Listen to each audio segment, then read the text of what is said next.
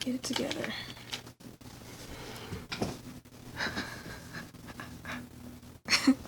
Hey, what's up, y'all? So I just wanted to come in, record this video real quick. I was actually editing another video and I got a package in the mail and it just prompted me to just go ahead, film this video real quick and get it out there because there's some stuff going on, like things going around basically about expired makeup and all that stuff. And it just, if you don't know what I'm talking about like the Jaclyn Hill stuff, how she sent out old makeup, allegedly.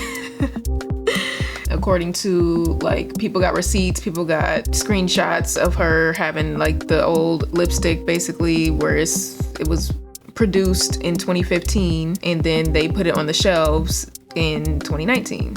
And people have been breaking out, people been getting cut, people been finding hair and mold and all kinds of stuff in the lipstick, and it just made me want to make this video because, that didn't make me want to make the video. I was already about to film this video and then that happened. So, and if you don't know who Jaclyn Hill is, you don't even need, it don't matter. You don't even need to know, it doesn't matter. But basically, I started a little foundation series where I wanted to start searching for drugstore foundations, and basically one of the foundations on that list is Pacifica.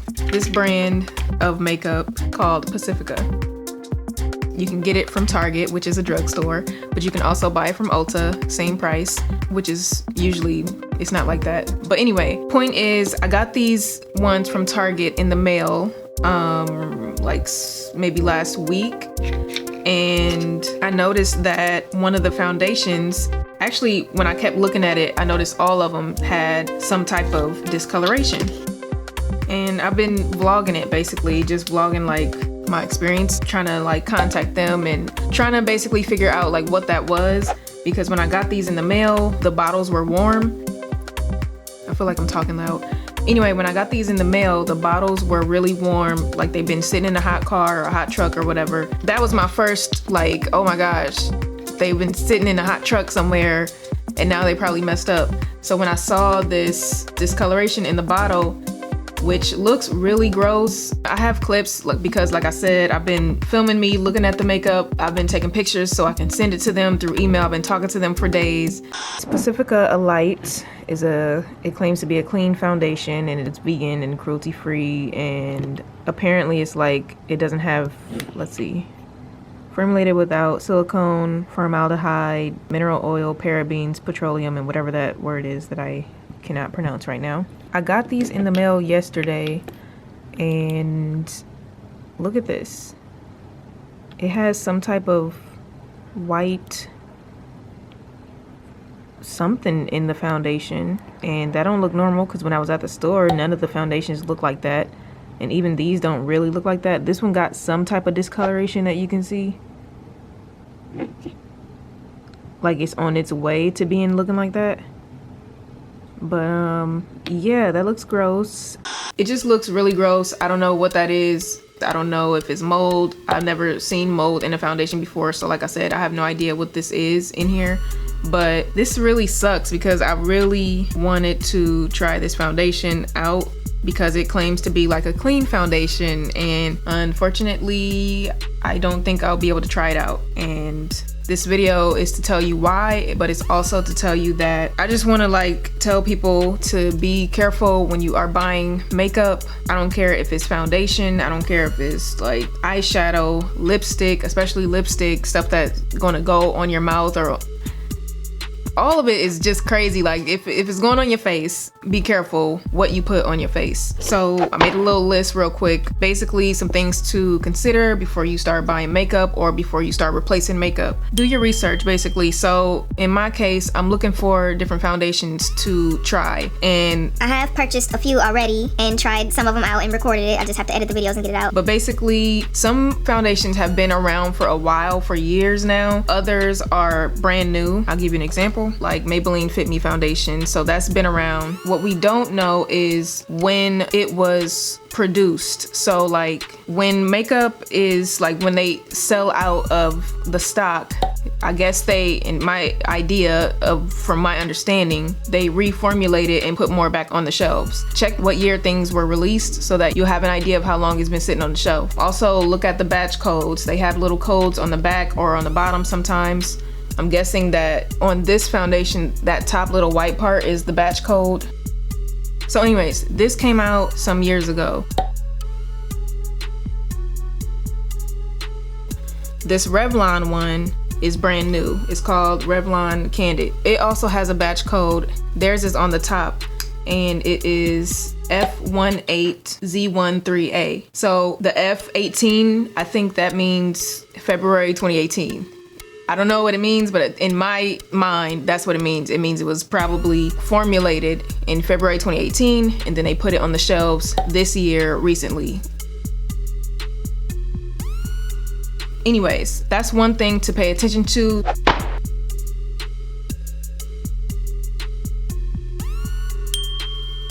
I'm just gonna peel this back and see, does this have the expiration date on it?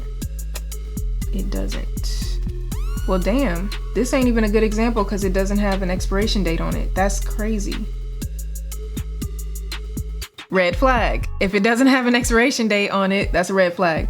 So expiration date basically means it's not an actual date. It is a little tiny jar. This will be on your foundation. It'll be on your eyeshadow or whatever. It's a little tiny jar and it has a lid that's open and then it has a number and a letter in it. So what that stands for is, this one says 24M. That means 24 months. So this expires 24 months after you open it. A lot of them say 12, some of them say 9 months, some of them say 24 months.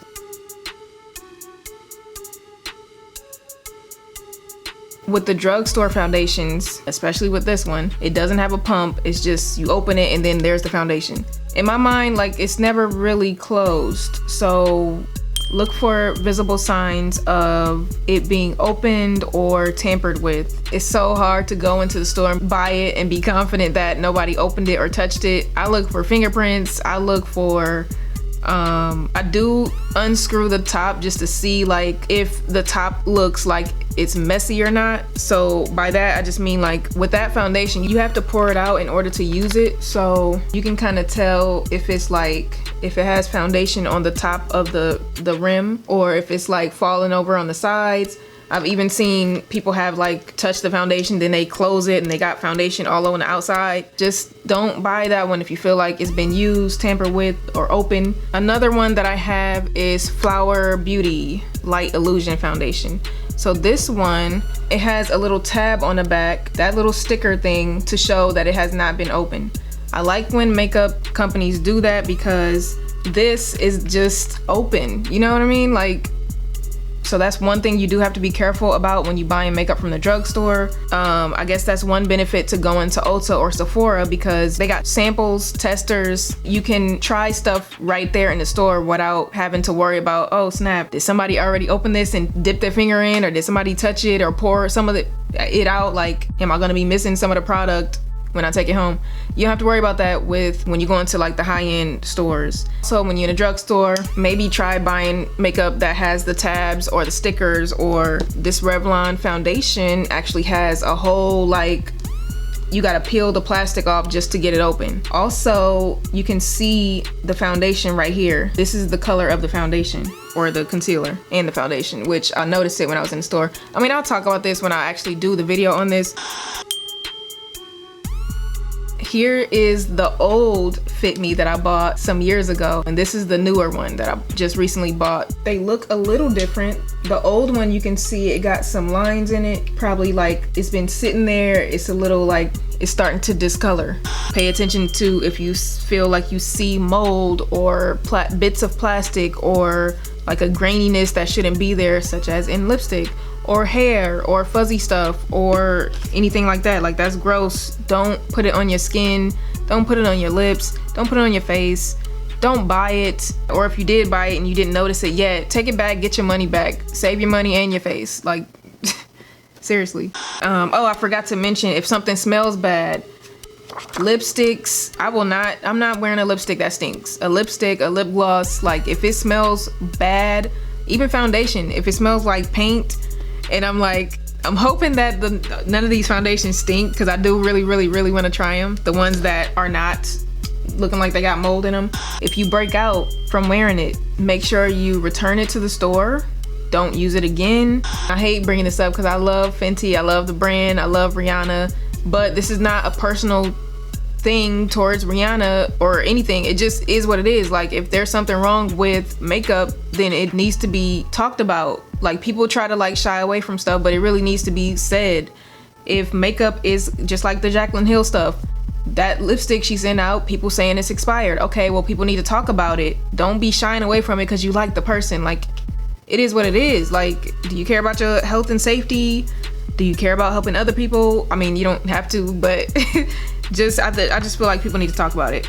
I tried on the new, I keep wanting to say fly liner. It's not fly liner. The Fenty eyeliner trios that came out recently, and they burned the crap out of my eyelids. Like, I never felt anything like that ever. I would imagine that it's like pouring alcohol into a cut or something. Like, if you got a cut on your arm or your leg or something and somebody just dumped alcohol in it, it was a spicy it was a burn, man. It was burning my eyelids, and I don't think that's an allergic reaction. Some people were saying, well, maybe you're just allergic. No, and everybody didn't have the burning thing, so maybe that's why people were saying, well, maybe you're just allergic. I don't think it has any, I don't think that's an allergic reaction. I could be wrong, but in my experience, I don't think it's an allergy. I think it's just putting chemicals on your skin that shouldn't be there, basically. So I returned it, and I was gonna like, maybe I should just use it again one more time just so I can film this video real quick and then immediately wash it off. Then I came to my senses and I was just like, it's not even worth it. Like, it's not worth it. No. Take it back to the store and report it to the FDA. Okay, so reporting to the FDA. You can report stuff to the FDA if it breaks you out, gives you a rash, makes you burn, makes your hair fall out. So when you go to the FDA website, you can click on the menu at the top right corner, and then you go down to cosmetics. You scroll down, and you can see a little box that says report a cosmetic related complaint. Or you can also use this website to look up recalls and alerts, and also warning letters. So if you care enough, go to the FDA website and look at this stuff. Click on report a cosmetic, and then it'll show you like how to report cosmetic related complaints. It says you can tell the FDA if you experience a reaction after using a cosmetic, such as a rash, redness, burn, hair loss, headache, infection, illness, or any other unexpected reaction, whether or not it required medical treatment. So you don't have to go to the doctor and be like, all right, I got this doctor's note, so it proves that it really was like, I got the reaction from that. If you know what your face and your skin looked like before you tried a product, and then after you tried that product, you got burns or bumps or a reaction or something like that, it was the product. Or if you open up your lipstick or your foundation and there's mold or something crazy in it, like, you need to report that. That shouldn't be out on the shelves. It says also tell them if you have a problem with the cosmetic product, such as a bad smell, a color change, a sign of contamination, or foreign material in the product. Keep scrolling down. It tells you what types of products are considered cosmetics. Keep scrolling down. It shows you how to report a problem with cosmetics. Oh yeah, that's what I wanted to say. The law does not require cosmetic companies to report problems to FDA. Therefore, your report is very important in order to help keep the cosmetics market safe. So that's important to know. When you contact the FDA, you're asked to include the following information. They'll ask you for like your name and contact information, age, gender, blah, blah, blah. It'll ask you about the product and when and where it was purchased, and you'll give a description of the reaction or the problem that you had.